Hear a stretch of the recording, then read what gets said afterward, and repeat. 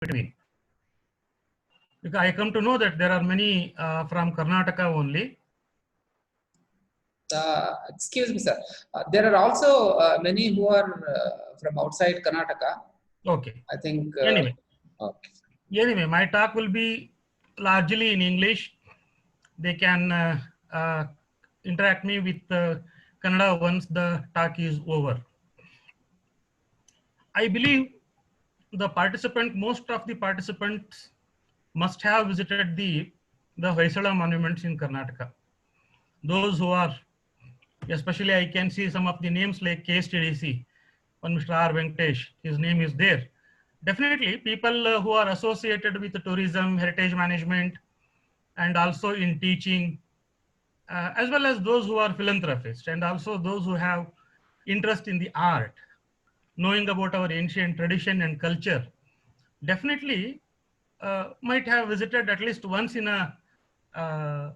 almost all the monuments. My journey with Hoysala temples started way back in 1996. I was a student of PhD in Mysore University. Though Hoysala is not my PhD area, my PhD area talk will be day after tomorrow, which will be on Chalukya. So I lived in Mysore almost 23 years. So out of 23 years, at least 20 years I must have visited now also. Of course, now also I take my students, my friends to Hoysala monuments almost every year. Every year, it is my passion. Okay. So whenever we visit Belur, Halbid, we always wonderstruck maybe because of the most intricate carvings, number one. Number two, the mammoth size of the temples. Number three, the individuality of each sculptor who had carved the sculpture. And in single note, you can say temple like Hoysaleshwara is an encyclopedia of Indian sculpture. An encyclopedia, I repeat, an encyclopedia. You come across every aspect, like you speak about Mahabharata, you have variety of Mahabharata narratives there. You speak about Ramayana, you have variety of the narratives of Ramayana, and speak about Kiratarjuniyam. You have two representations of the Kiratarjuniyam. And thirdly, whole temples, like the whole development of the temple architecture as such in the Hoysala is not an isolated entity. Though we always feel that we always talk about the magnanimity of the temples, but let us try to understand how all of a sudden such a huge prolific activities began in the areas of Hassan and around, almost up to Shimoga, including Tumkur, Old Bangalore, Kolar district, and whole of Mysore, Chikmagalur. All 5-6 districts, we have the major monuments of the Hoysalas. So we always believe what inspired these kings to take up such a huge monuments. You know, always it is a pride and also proud of a king, pride and also proud. I use the term superlative, pride and proud, for any king to establish himself as a supreme king amidst his own rival, later Chalukya. Later Chalukyas were the overlords of the Hoysalas, almost up to 1172-73. Only in 1173, Veeraballala II claimed Kalyani Chalukyas and became independent king. Until 1172-73, beginning of the 73, all the inscriptions of the Hoysalas never claimed themselves as independent kings. Even Vishnuvardhana also calls himself as a Mahamandaleshwara, though he was more than an independent king. though he was a more than supreme, power. So though he could fight with the contemporary major rulers.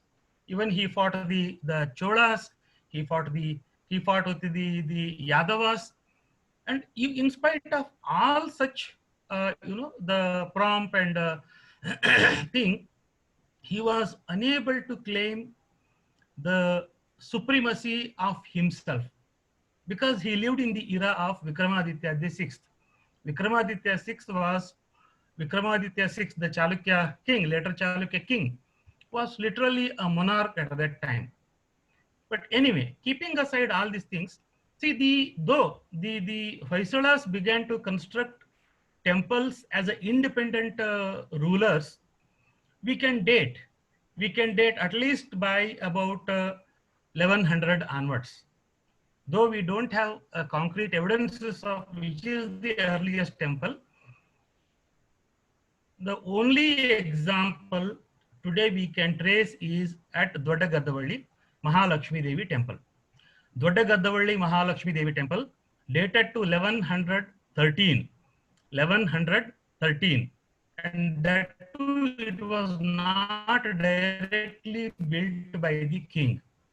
It was not directly built by the king, and it was built by a businessman, a merchant called Kallana Rauta and his wife Manasa Devi to commemorate their visit to Kolhapura, and they called Dodda Gaddavalli as Abhinava Kolhapura and installed the Mahalakshmi Devi.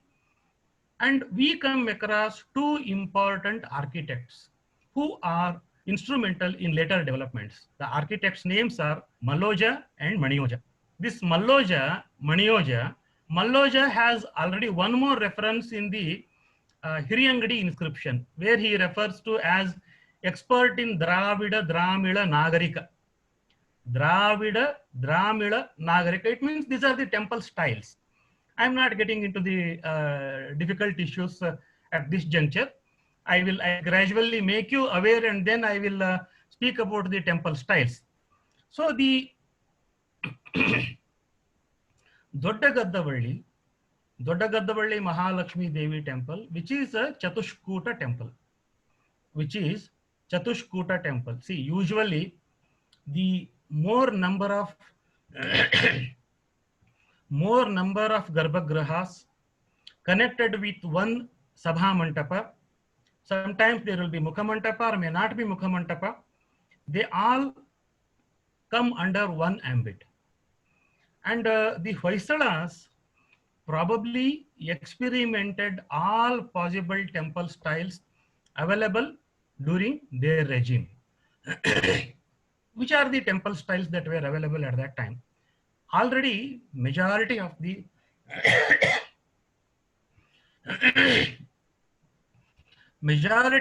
temple styles were already introduced by the later Chalukyas. The one important style, Dravida, which is a transformation from the Badami Chalukya, then Vesara, Bhumija, Nagara, Rekha Nagara. So these are the few important examples which were adopted by the Hoysalas also.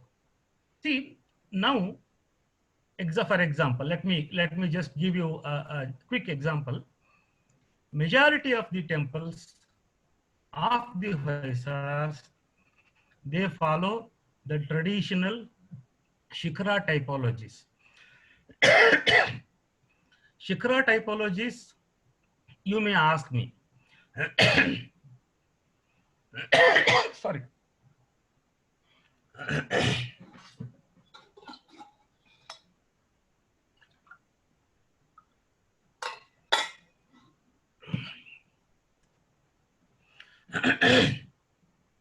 You may ask me, Beluru Channakeshwara temple today doesn't have any Shikhara.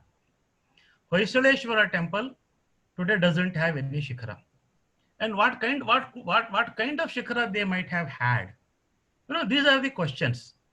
So, keeping in mind all these aspects, when we look at the whole of the Hoysala monuments, we definitely come across the most adorable development in the overall, the regime of the Hoysala kings. I move on to the slides now. Yeah, the one which is there on the screen, I know hopefully you will identify. This is the Garbhagriha doorway of doorway of the Channakeshwar temple at Beluru. This is a detail I have taken, and now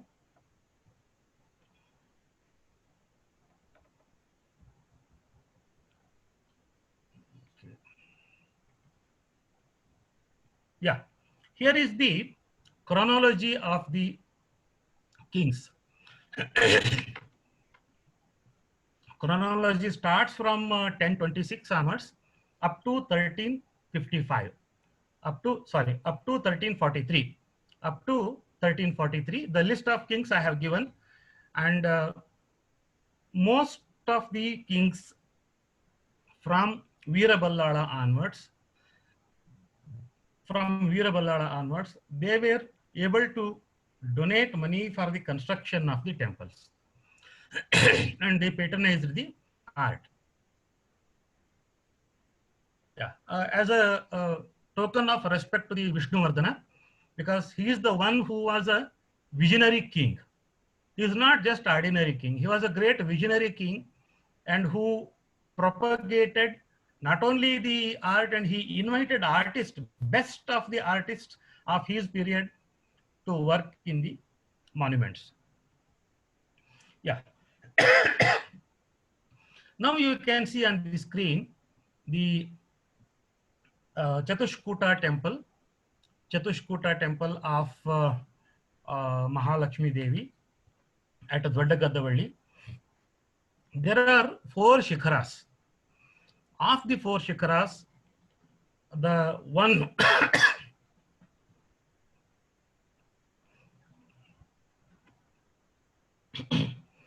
you can see the screen here.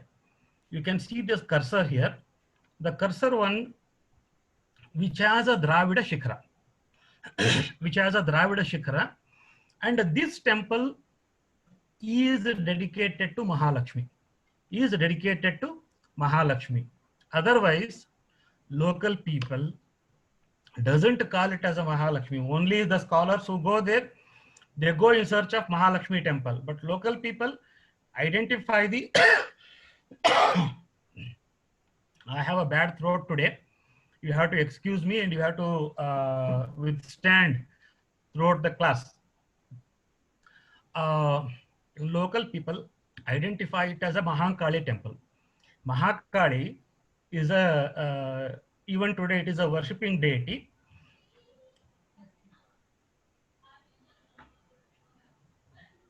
Yeah, you can see the pictures. Now you can see the pictures.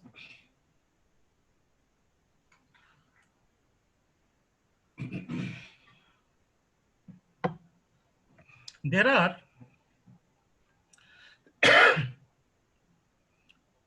sculptures of Mahalakshmi, Mahakali, Bhairava, and there are also 2 Yodhas who are cutting their heads. The Bhairava temple is part of the temple complex. It is a separate temple altogether. There are many socio-religious issues connected with the temple when temple was built. Usually, when we say the temple need not necessarily only be dedicated to particular god. It can be a complex of the divinities. So all the 4 sanctum sanctorums are the Garbhagrihas had the deities of Shiva, Vishnu, and of course Mahakali, and again of course Mahalakshmi is already there. So now Bhairava and cutting of the head, these sculptures directly associate with the tantric worship. If you are aware of the medieval Karnataka was a very had witnessed a strong tantric Kalamukha practices. So the really see unless until we know the intricacies of these details, we may not be able to understand why these sculptures have come here, why it has been made like this, and our questions will always be unanswered. So lot of literature has been published on the temple of Mahalakshmi. But unfortunately, these areas, like the tantric worship, like Devi is there, there are two Ganas, Bhuta Ganas at the entrance of the Devi temple. So Bhuta Ganas directly associated with the sacrifice. Probably we know that in those days there used to be even human sacrifices. The sculptures on the upper strata of my slide, two sculptures, you can notice one person is trying to cut his head. Another person, and he is opening tears, the intestine, and trying to remove it, probably present it to the Devi only. So there are plenty of examples in Hoysala temples where the Naravali was performed.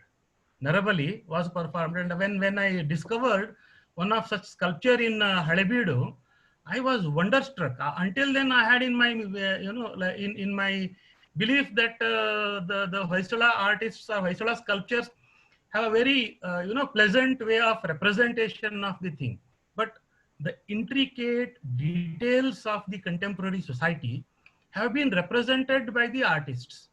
So we'll go to the next example, that is the one and only temple, of course, one of the most magnanimous temple of the Hoysala period, Channakeshava. Channakeshava, I'll just have a little water, wait.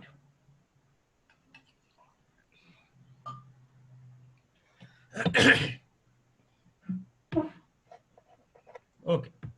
See, there are many stories, there are many myths connected with the temple.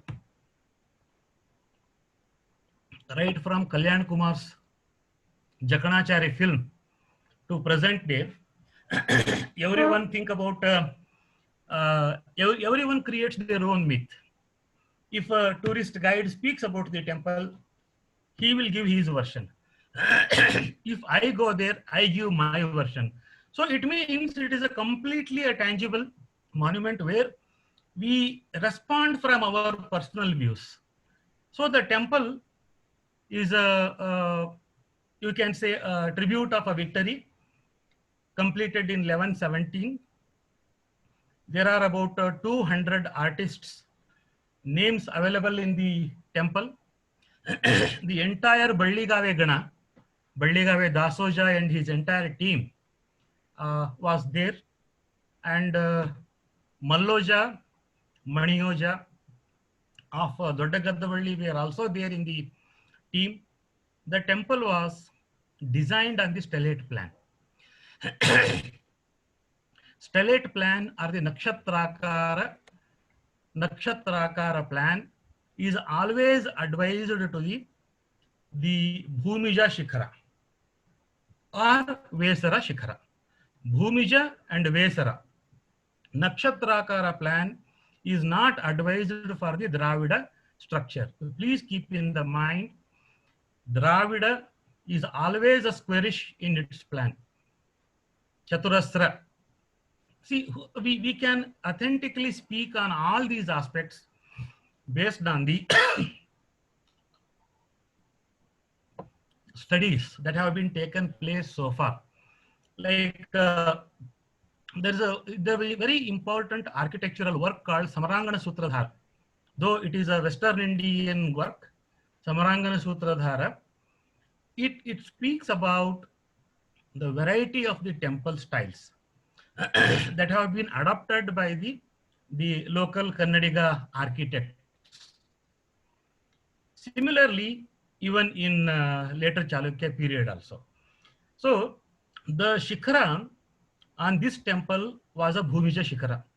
There was a photograph published in the year 1919, possibly taken almost 100 years before It got published by one L.D. Barnett. L.D. Barnett. It categorically shows that superstructure was in a brick as well as the lime stucco. Brick and lime stucco. You cannot see the temple height and the height of the shikara. We cannot expect such a huge structure to be built completely with the stone. So probably the architects adopted lime mortar brick as a medium of construction, and they did it. Yeah, this is the plan of the temple. You can very well see Channakeshava in the center. Next to it is a Kappe Channigaraya, Veeranarayana. And we have Andal as well as the Saumyanayaki, Kalyana Mantapa, and also Pushkarani. Yes, sir. Now, let us try to understand a little more deeper into these aspects. Why there is one more Narayana temple in the same complex? And always the Hoysala myths, I always call it as a Hoysala myths. It's said that Ramanujacharya, a royal preceptor of the Vishnuvardhana, suggested him, rather advised him to construct 5 Narayana temples. But unfortunately, no inscriptions ever mentioned about any of these details. These are only oral tradition later on that have been kind of crystallized by some authors, and they put it in black and white. Undoubtedly, Ramanujacharya definitely might have inspired him to build a mega structure dedicated to Vishnu. And this temple, he possibly construct Veeranarayana first, which is more smaller in a scale, and he wanted to build a large one to celebrate the victory. The mega structure came up later, 1117 it completed, and of course Vijayanarayana. In inscription, it refers to as Vijayanarayana. And Kappe Channigaraya, the story again associated with Jaganachari and Dakkanachari. And the inscriptions doesn't refer to any name called Jakana. Jakkanachari is again, for historians, he is a myth only. We believe, we have to trust on the oral traditions. But the myth about the Kappe Channigaraya, the frog in the womb of the stone, and the one Dakkana who identify the stone that is not a chaste stone. So anyway, those are the certain, myths which we always appreciate and also leave it as it is. We now go into the temple. It is simply magnanimous. You can notice Dwarapala, the whole, the architrave or the Lalata Pattika with all the details. Like it is a Makara Torana, Makaras are there, and each Makara, the Makara connected with the festoon, again with the Dashavatara. So the artists were given completely free and fair hand to show their best. So that's why the king might not have asked them, you carve this like this, you carve like that. It was completely an architect's dream, working on such a huge monument. Now you can notice the detail of the Dwarapala. Chanda and Prachanda. Usually, whenever we say the Vaishnava Dwarapala, we simply tell that Jaya Vijaya as the Dwarapala. There are 8 Dwarapalas for Vishnu.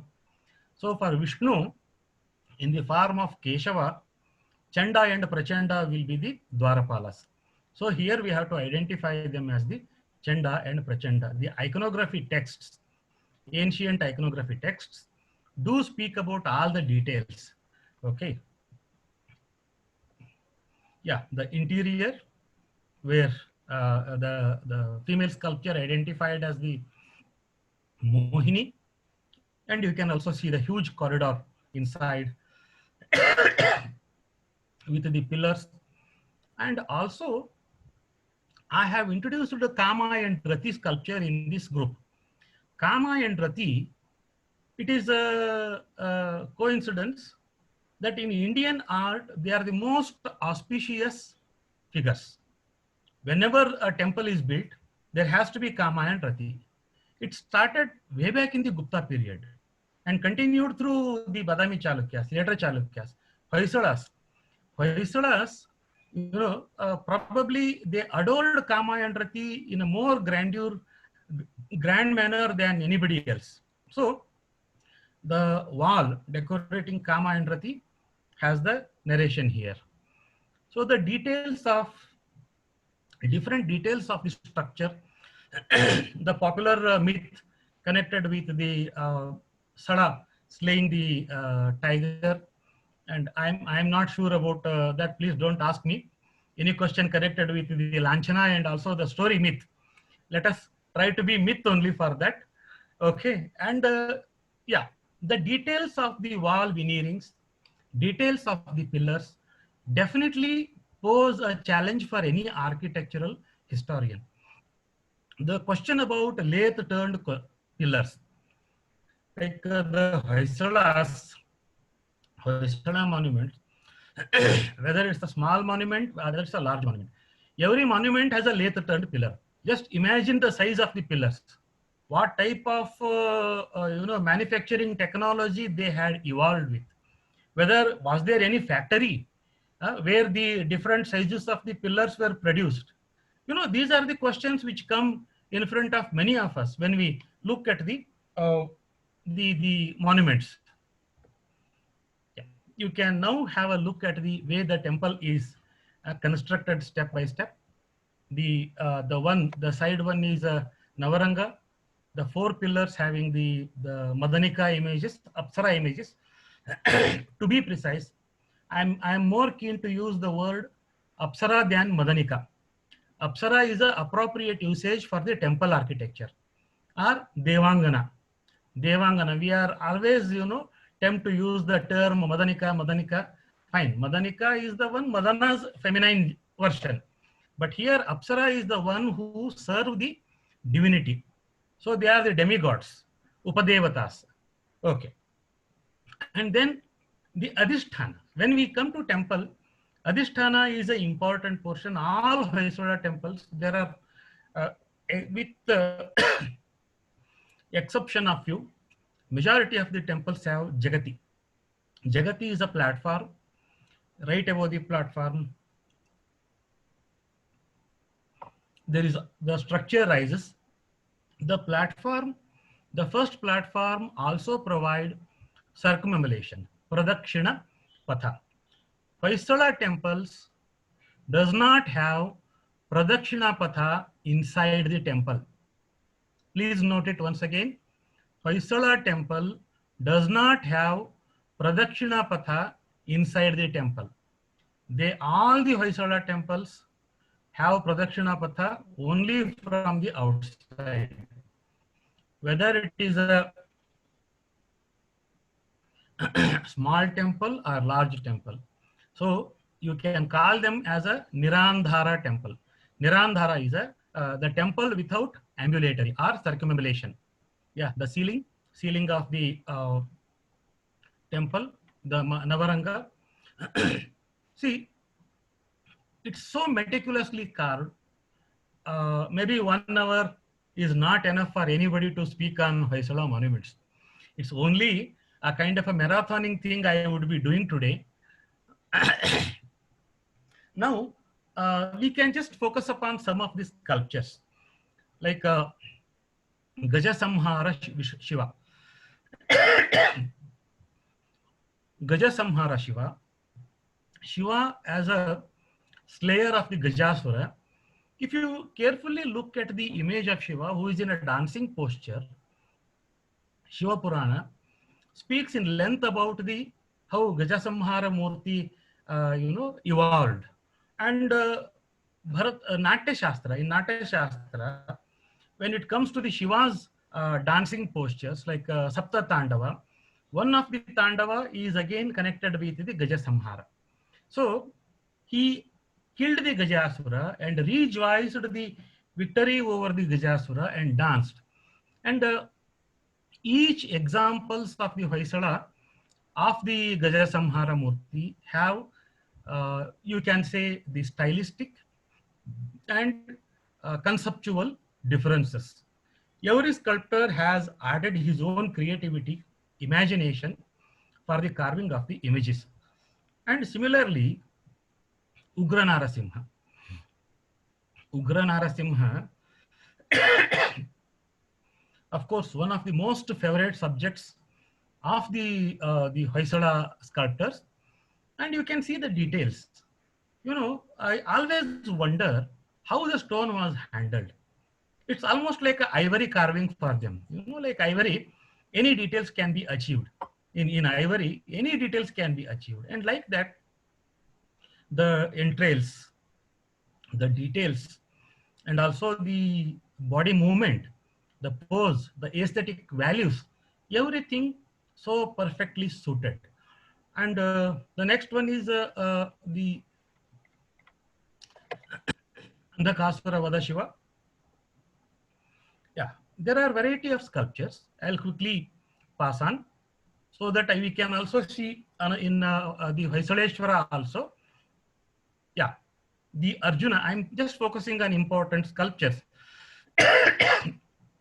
which were probably used first time in Hoysala and become mannerism for the rest of the Hoysala art. Like Arjuna shooting arrow to the Matsya Yantra, Matsya, this become the most celebrated image of the Hoysala period. You note any temple, there is an image. There is an image of a young hero trying to shoot arrow, and also the arrow would directly struck on the eye of the fish. So the imagination, you know, like Mahabharata, one of the episodes of the Mahabharata, you know, become part of the main wall. The entire story of the entire story of Draupadi Swayamvara, entire story of the Draupadi Swayamvara is syncretically represented in one single sculpture. See, this is the beauty of Indian sculpture. This is the beauty of India. You don't have to read the entire story. The moment you look at the Arjuna shooting arrow, the whole narration opens in front of our vision. So the whole narration of the Drupada's palace and the competition for Draupadi, and finally Arjuna winning over the thing. And similarly, Ravana lifting Kailash.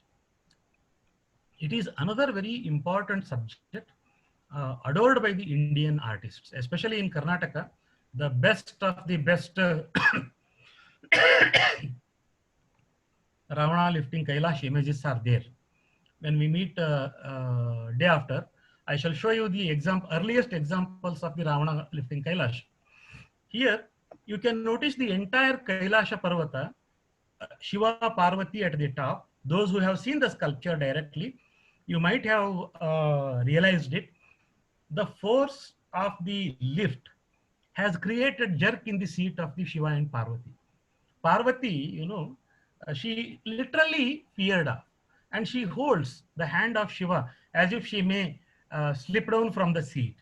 You know, this is what the Indian artist realized. You know, like they have to experience and then carve.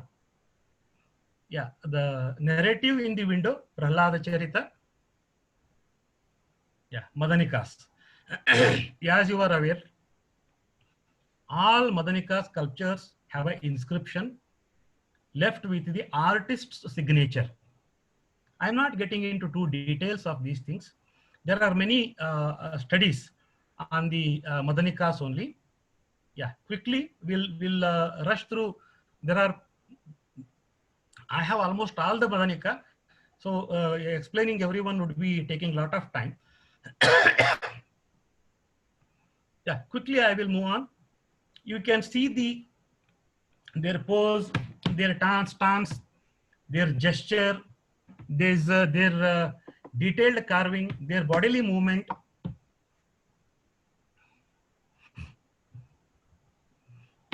Yeah, you can also have a look at the small narratives, unfinished images on the wall, main wall of the temple. And for example, this sculpture connected with the Mahabharata, again Gitopadesha, and the Lekhana Sundari, again Yakshi, Ashwamukhi Yakshi. See, these are the interpolations that have been, we can say, Aksha Yakshi cult. So, Halebeedu, Dwarasamudra,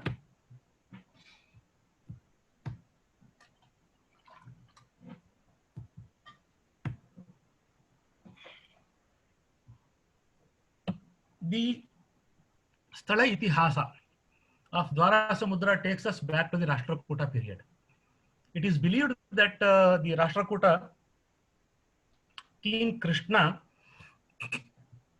it's believed, an inscription refers to the Samudra over there. Probably, strategically also it is a very interesting space. So where the Hoysalas, starting from Angadi to Belur, Belur to Halebeedu, finally becoming Halebeedu as the capital. And a later part of the dynasty, they also established a capital in Tamil Nadu, near Coimbatore. So by about, we can say by about 1173 onwards, we can see the different Hoysala mindset altogether. So coming to the Dwarasamudra, the Hoysaleshwara, a twin temple, Hoysaleshwara, Shantaleshwara, as we popularly know it, it is one of my favorite temple. I always pray that give me sufficient energy to study it again and again, because I always consider it as an encyclopedia. Whatever you want to study about iconography of a sculpture or details of any of the subjects, it will provide you energy to study. And the planning has been done in such a wonderful manner. Both the temples are stellate temples, Nakshatrakara, and joined by a large hall in the center. Each temple have an independent Maharanga Mantapa and Nandi Mantapa. And in front of Hoysaleshwara, on the rear side of Nandi Mantapa, there is a Surya temple. When Surya temple appear in Shiva temple, it has to be identified as the Kalamukha temple built in the Kalamukha Shaiva Sampradaya. Kalamukha Shaiva Sampradaya. And the temple was again not by the king. It's a very interesting thing. Temple was constructed by Ketamalla, the most trusted commander of the king. And the year 1121 he consecrates, and he built the temple to give tribute to his own king, give respect to his own king. So he names the temple as Hoysaleshwara and his wife Shantaleshwara. But there are some historians argue Vishnuvardhana was an ardent Vaishnava. He never wanted to construct any Shiva temple. That's why he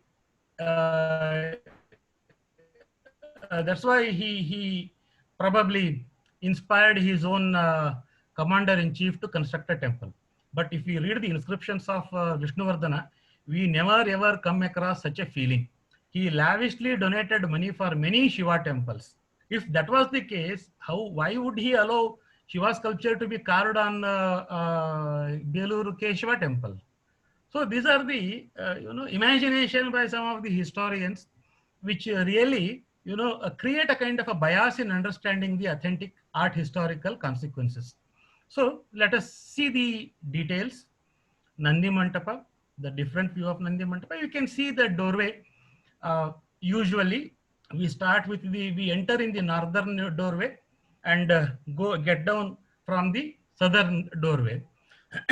Though both the temples have eastern doorways, this is usually the movement of the public. So the first slide on the top is the space where both the temples are joined together. Yeah, you can see the details of the temple. I believe most of you know about the Kora Lanka's Kora Lakshma's pillar. It is a memorial for the Lanka. Kora Lakshma. Interior. Yeah. See, comparatively, Hoysaleshwara temple has less inscriptions when compared to the Keshava temple. We hardly have any example other than dedicatory inscriptions, except a few artist names appear here and there. Not even more than 12. Not even more than 12.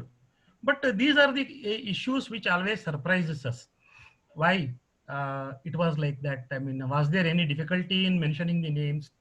Whether the architect was not allowed to mention the name? You know, these are the questions we can put and try to understand. Anyway, coming to the details, like a Dwarapala, miniature details on the veneering outer wall. Yeah, you can again notice the way the wall sculptures are rendered with. They are not just one syncretic image. They are the large narratives of a simple iconographical details. Like when we say Nataraja, all forms of Nataraja appear here. Yeah, Ravana lifting Kailash, you can notice once again. Durga Mahisha Mardini, Nandivahana Shiva. Nandivahana Shiva with Parvati has become a very common feature in the Hoysala temple. First time it appears in the Hoysaleshwara, and of course it was adopted by the later architects and sculptors in the Hoysala temple. But there is one beautiful Shiva and Nandi is found in Lakshmeshwara Someshwara temple. It is in Garbhagriha. Yeah, you can notice how primary deity is represented side by side. There is also a musician, a dancer, divinity, entertainer of the divinity. Yeah, Saraswati. I'm also putting another Saraswati who is in a dancing posture, and Krishna Govardhana. See, these are the first time appearing in the early period of the Hoysala art. And these were the precursor to the later developments. Yeah, you can, yeah, there is another Durga Mahisha Mardini. And you can also notice in the center, the Nataraja as a Gajasamhara Murti and Ugra Narasimha. Yeah. Again, we have Andhakasura Vada. This is a Lakshmi in the center and Brahma. See, the iconography is a challenge in the Hoysala monument to identify. And of course, they are the best visual representation to identify also. And those who are well versed in Vaishnava iconography, they can go, you know, tell patapat, oh, this is Lakshmi. But imagination of the carving of the images, like when Lakshmi is in a dancing posture, Garuda and another person who is playing the drum, Garuda holding the tala in the hand, and look at their bodily movement. They are also, you know, in tune with the dancing posture. Tune with the dancing posture. Sanjura, you can prompt me at the time. I can wind up at the time.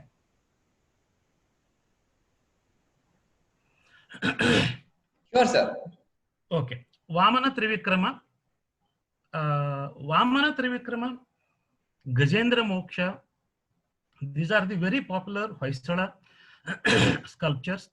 Are the Hoysala artists love to carve almost every, even small temples like Marle, near Chikmagaluru, so even small temples also would have such a beautiful sculptures. So like Vamana Trivikrama narrative in entire Karnataka first time appears in Badami Cave 2, followed by Badami Cave 3. But here, Hoysala artists are more imaginative. Like Vamana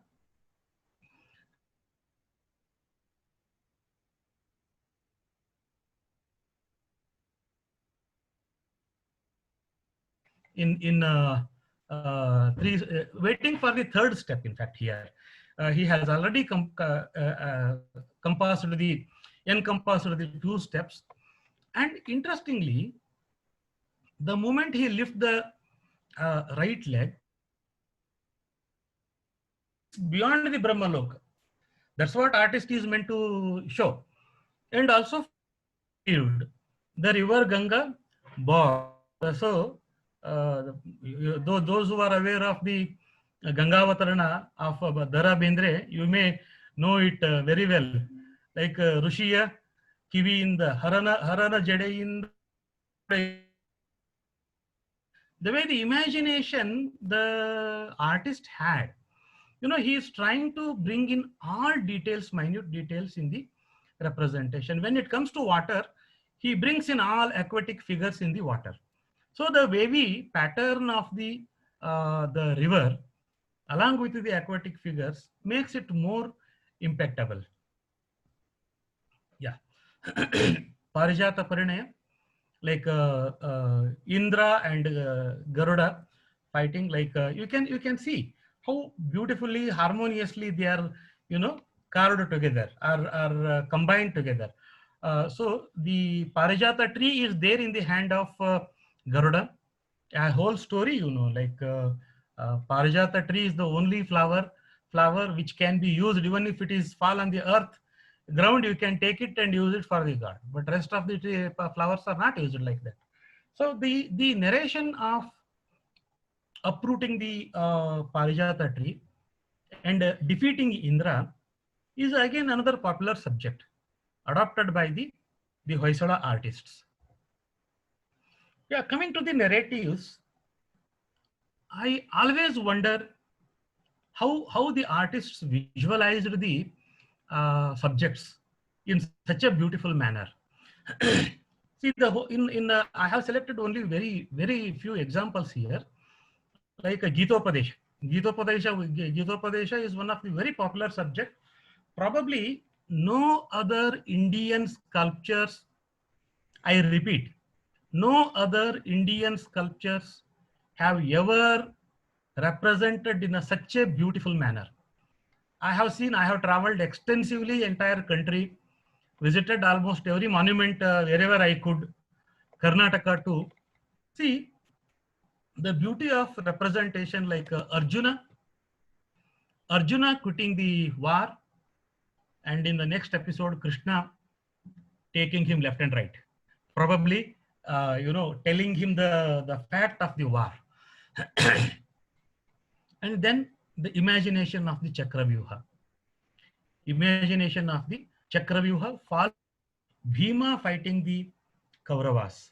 So, yeah, Kiratarjuniya, another very interesting, one of my favorite. I wrote a lengthy research paper on these monuments about 20 years back when I started my work.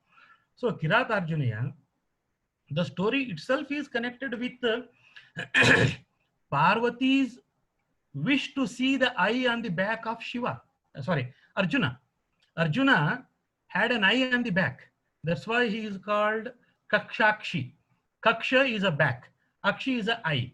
So there is a Mahabharata narration like a Bharavi. Bharavi has written a beautiful the novel like composition on Kiratarjuniyam. The whole story of a mythical boar, Shiva appearing, like when they were in Vanaparva, Krishna visits and tell the Pandavas, it is high time you all should possess mighty weapons like Brahmos, etc., what we have today. So, see, Arjuna was asked to make a penance in in pleasing Shiva, get the best of the best weapons. So the story, though connected with Pashupata Astra, but at the same time, Parvati's interest also has been there. Like Parvati wanted to see the back, and the story finally culminates into, bestowing him with the Pashupata. You can see Parvati standing here, and Shiva has fallen down, Arjuna has come up, and Parvati is rejoicing. Probably, there are very small things that the sculptor trying to represent through the visual narration. Yeah, this almost easily everyone can understand, like killing of the Dushasana, and Bhima, again Draupadi here. So Bhima fighting Bhagadatta, and here is the story connected again with the war.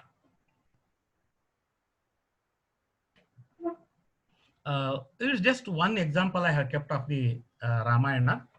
I was mentioning you about the Narvali. Why I am so particular in pointing out this is, we are totally, unfortunately, we are not aware of the then contemporary society's practices. Even today, some remote villages, they tell there used to be some Devi and there used to be some Narvali, etc. It is part of the ancient tantric practices.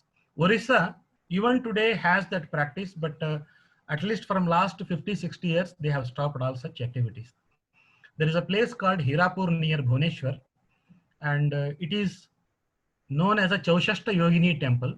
The Narvali used to perform. And similarly, Khajuraho temples. Khajuraho has a Chaushashta Yogini temple.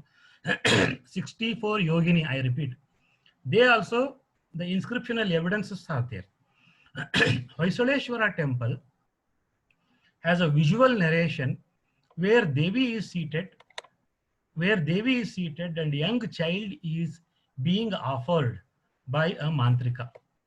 A young child is being offered by mantrika. These are some of the details which we always miss when we look at the monuments. So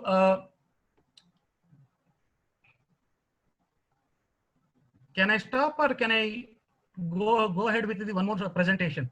1 or 2 slides, sir. Yeah, quickly. Then I will do one thing. Okay.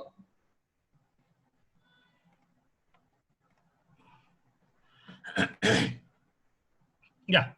See, I have arranged my presentation almost in chronological order. 1 second, sir.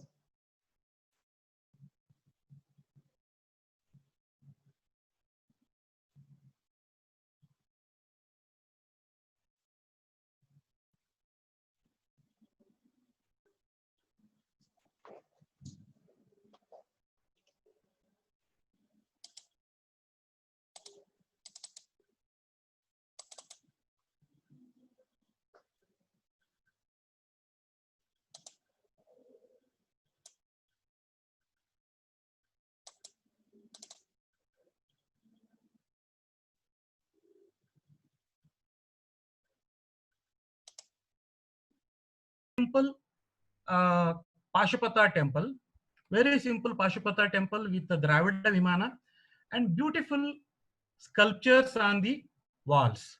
It has a Surya shrine also. It also has a Bhairava shrine also. Yeah, you can notice. You can see the way the Vimana portion has been represented. Yeah, the details of the wall.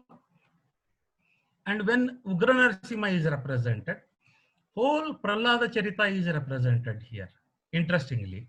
And Shiva Parvati. Side by side, there is also Ramayana narratives. The Surya sculpture on the rear side of the Surya temple. And you can also see, you can notice, like a sculptors had a wonderful ability to accommodate their style within the available space. A vertical space where you have Gajendra Moksha panel. You can notice a crocodile, elephant, Garuda, and Vishnu.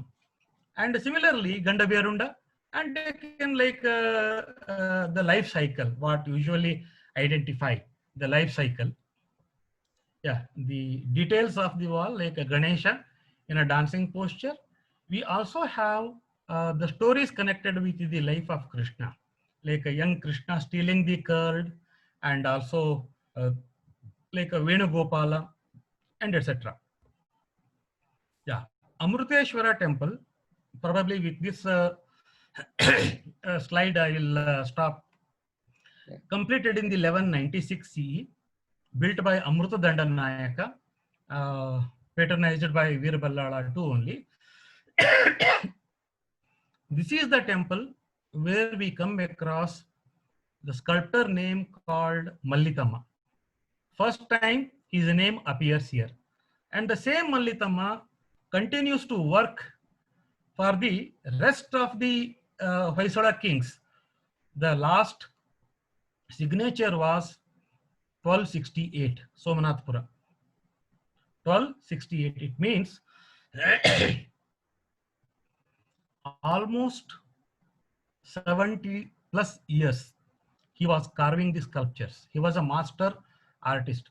He was only once challenged by an artist called Nandiya Baichoja in Nuggehalli. Otherwise, he was never ever been challenged by anybody. There is, if you are aware of the Nuggehalli temple has a identical sculptures carved by Baichoja, Nandiya Baichoja, and Mallithamma. See, these are the details. And look at the narratives that are represented on the Kaksha portion of the Maharangamantapa or Mahamantapa. Most beautiful narratives of the period. Here is the Kiratarjunya. This is Kiratarjunya only. Okay. And here starts the Ramayana narratives. You can notice. Okay, sir. Yeah. Shall Can we, I wind up? yeah. Shall we take one or two questions? We are left with only one. Yeah, I don't mind. I don't mind. Any questions from participants? Sorry, I had a very bad throat since 2 days. Yeah. I agreed to speak to you, Yes. to your thing. Then I didn't want to cancel it. Yeah. So that yeah, I don't want to put you in embarrassing state. Fine, sir. So That's why. Yes. Anybody? I'll unmute.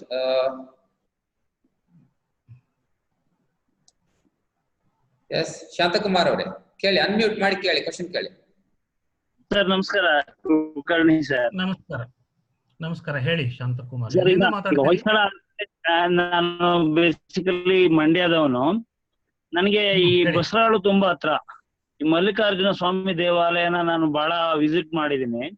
But ನಾವು ಅವರ ಈ ಹೊಯ್ಸಳ ಬಗ್ಗೆ ನಾವು ಹೋದಾಗ ಬರೀ ಅವ್ರ ಶಿಲ್ಪಕಲೆಗಳನ್ನೇ ನೋಡ್ತೀವಿ. ಅವ್ರಿಗಿದ್ದ ಅಪಾರ ಜ್ಞಾನಗಳ ಬಗ್ಗೆ ನೋಡಲ್ಲ. ಅವ್ರಿಗೆ ಅವತ್ತೇ ಭೂಗೋಳ ಗೊತ್ತಿತ್ತು, ಖಗೋಳ ಶಾಸ್ತ್ರ ಗೊತ್ತಿತ್ತು, ಮಾನವ ದೇಹ ರಚನೆ ಬಗ್ಗೆ ಗೊತ್ತಿತ್ತು. ಇದೆಲ್ಲ ಅವ್ರಿಗೆ ಬಹಳ ಚೆನ್ನಾಗಿ ಗೊತ್ತಿತ್ತು. ಬಟ್ ಆದ್ರೆ ನಾವು ಅವ್ರನ್ನ ಬರೀ ಕಲೆಲೇ ನೋಡ್ತೀವಲ್ಲ, ಯಾಕೆ ಅಂತ.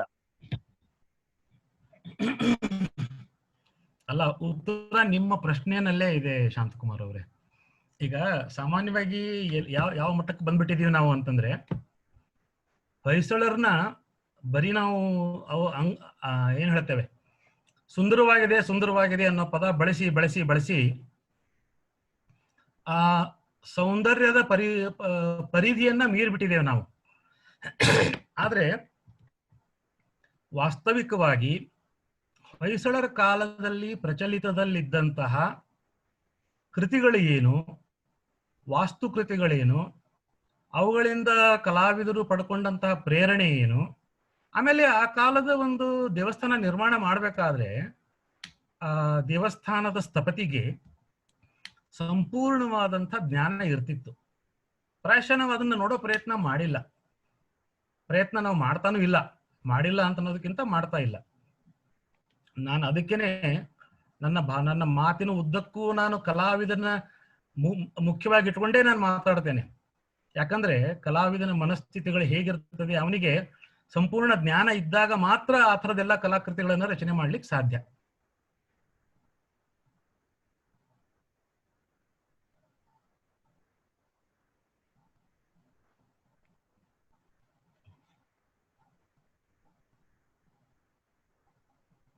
ಇನ್ಯಾರಾದ್ರೂ ಇದ್ದಾರಾ?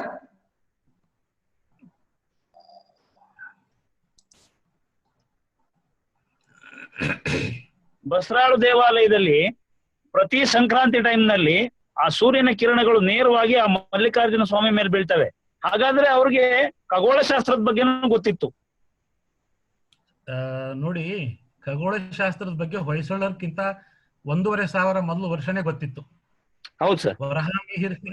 ಹೊಯ್ಸಳರಿಗೆ ಏನ್ ಮೊದಲೇ ಸಲ ಗೊತ್ತಿರ್ಲಿಲ್ಲ. ಕೇಳಿಸ್ಕೊಳ್ಳಿ, ಖಗೋಳಶಾಸ್ತ್ರದ ಬಗ್ಗೆ ನೀವು ಅಜಂತಾ ನೋಡಿದ್ದೀರಾ? Excuse me, sir. Kulkarni sir. ಹೇಳಿ. It would be convenient if the interaction is in English. Anta. Okay. See, the participants are try to pose in. His question is the light alignment on the Sankranti day would directly fall on the image of the Shiva in the temple of Mallikarjuna Swami, Basrad. Okay. See, the temple alignments were always done according to the axis that is available in the space. Okay. This technology was known to our architects not just by the time of Hoysala, even before 2000 years of the Hoysala architects. If you are aware of Ajanta, cave number 19, you can write down. Cave number 19 and 26. Cave number 19 and 26 were aligned as per the light fall on the summer solstice and winter solstice. Dakshinayana Punya Parvakala, Uttarayana Punya Parvakala. Not the January 14th as we call today. Winter solstice always take place on the December 19, in between December 19 and 23. Okay. And summer solstice in between June 19 and 23. So, if architects were able to carve in stone, huge monolithic stone, so carving in the constructing a temple is a left-hand work for an architect. And let us not simply go on flabbergasting all such things. You know, light fall is without light, no temple would exist. Okay, light fall is a main criteria that has been adopted by the Indian artists. So let us keep in mind all these things.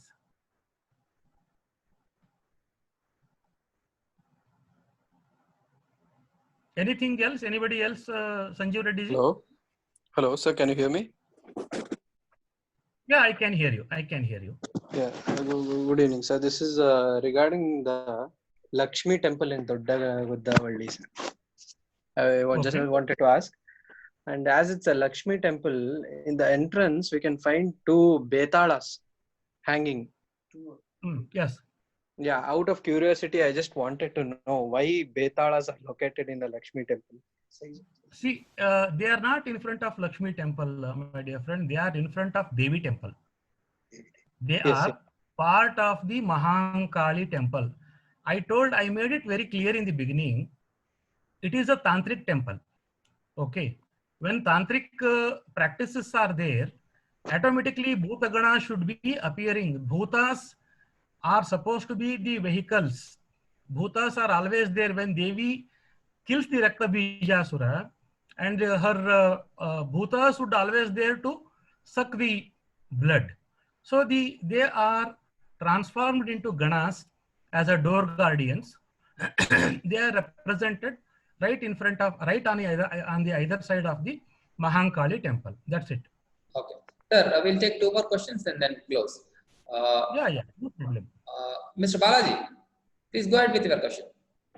Kulkarni sir, thank you for the amazing session. Yes, Yes, Balaji. sir. Tell me. Yeah. My question is probably it's not a question, it's just a reformation. Western Chalukyas have used the black granite for the construction, whereas Hoysalas have used the soapstone for the construction. I am extremely sorry. I could have mentioned it in the beginning. See, the black granitic stone is a not hardest variety of the stone that the later Chalukyans used.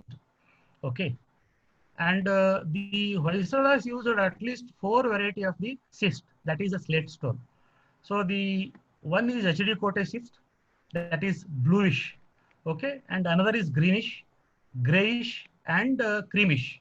These 4 variety we come across in the Hoysalas, and the beauty of this slate stone is when it is in semi, you can say arid posture or arid condition, you have to carve the stone.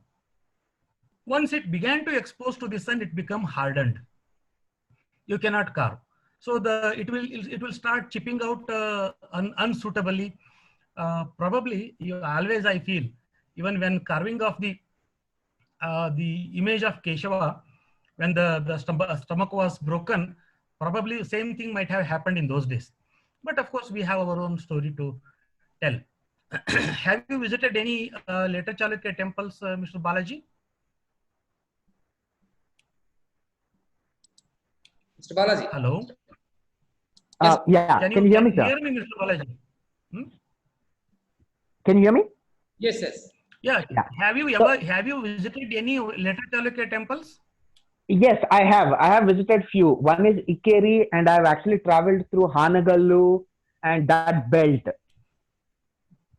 Okay. So that's where my question Hanagallu actually comes from. Okay, Hanagallu is a black. It is actually a black semi-arid granitic stone. It is not pure granitic. It's a metamorphosed igneous rock.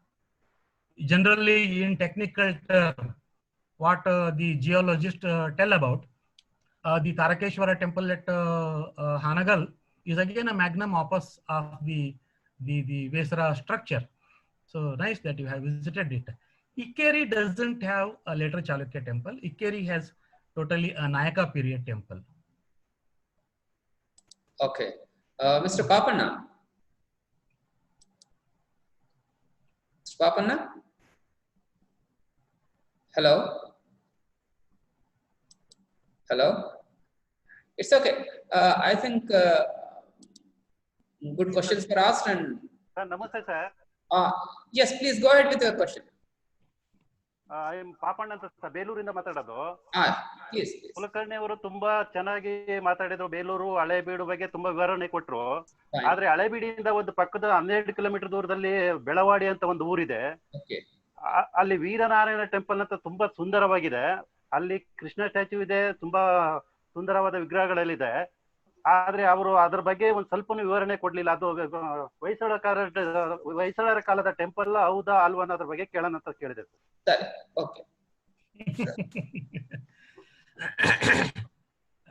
ನಾನು ಸ್ವಲ್ಪ ಕನ್ನಡದಲ್ಲೇ ಹೇಳ್ತೇನೆ, ಒಂದ್ ನಿಮಿಷ. ಪಾಪಣ್ಣ ಅವರೇ, ಕೇಳಿಸ್ತಾ ಇದೆಯಾ ಪಾಪಣ್ಣ ಅವರೇ? Yes, sir. Yes, sir. Is he hearing me? Yes, he is listening. He is listening. Okay. Papanna ಅವರೇ, 1 ಗಂಟೆ ಸಮಯದಲ್ಲಿ ಎಲ್ಲವನ್ನೂ ಹೇಳಬೇಕು ಅಂತ ಇಲ್ಲ. ಇಲ್ಲಿ I have chosen only selected example. I can speak continuously 1 year on Hoysala monuments every day if you are ready to listen to me. Okay. Have you been to Chatchatahಳ್ಳಿ? Have you been to Arkere? Have you been to Nagalapura? See, it's not, you should not be underestimating a scholar. Not exactly. And without having any kind of a prejudice, without having any kind of a knowledge, you should not ask such questions. I'm sorry to tell this. It's okay. It's okay, sir. Yes, I think we'll close it here. There were a good number of questions and good questions and were promptly answered by the learned scholar Kulkarni sir. Thank you and all. Thank you, sir. Thanks for making it to this session, even though you had sore throat. And the participants are requested to be sharp at 11, 11:30, 11:30 in the morning tomorrow. Though it is a lockdown in Nellore, I shall see to that sessions will go on. Thank you, one and all. Thank you. Thank you, Reddy. Thank you, sir.